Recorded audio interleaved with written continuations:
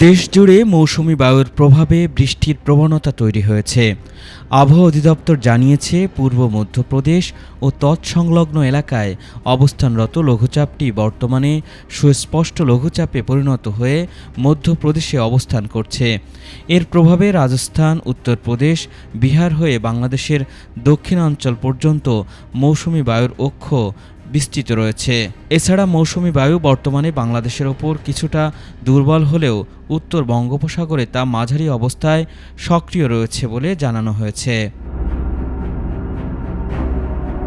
শনিবারের আবহাওয়ার পূর্বাভাসে বলা হয়েছে, সন্ধ্যা ৬টা থেকে পরবর্তী ২৪ ঘন্টায় রংপুর, ময়মনসিংহ ও সিলেট বিভাগের কিছু কিছু জায়গায় এবং রাজশাহী, ঢাকা, খুলনা, বরিশাল ও চট্টগ্রাম বিভাগের দু-এক জায়গায় অস্থায়ীভাবে দমকা হাওয়াসহ হালকা থেকে মাঝারি ধরনের বৃষ্টি অথবা বজ্রসহ বৃষ্টিপাত হতে পারে।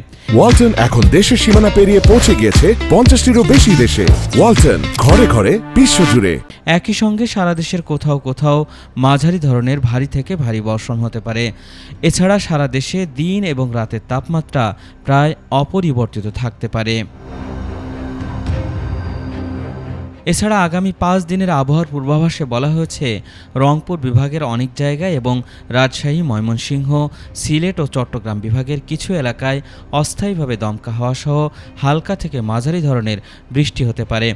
ঢাকা, খুলনা ও বরিশাল বিভাগের দু-এক জায়গায়ও এমন বৃষ্টির সম্ভাবনা রয়েছে। কোথাও কোথাও মাঝারি ধরনের ভারী বর্ষণ হতে পারে। তাপমাত্রার বিষয়ে পূর্বাভাসে বলা হয়েছে, সারা দেশে দিন ও রাতের তাপমাত্রা প্রায় অপরিবর্তিত থাকবে। তবে আগামী সপ্তাহে দিনের তাপমাত্রা সামান্য কমতে পারে বলে জানিয়েছে আবহাওয়া অফিস। আল ইমরান, ATN বাংলা, ঢাকা।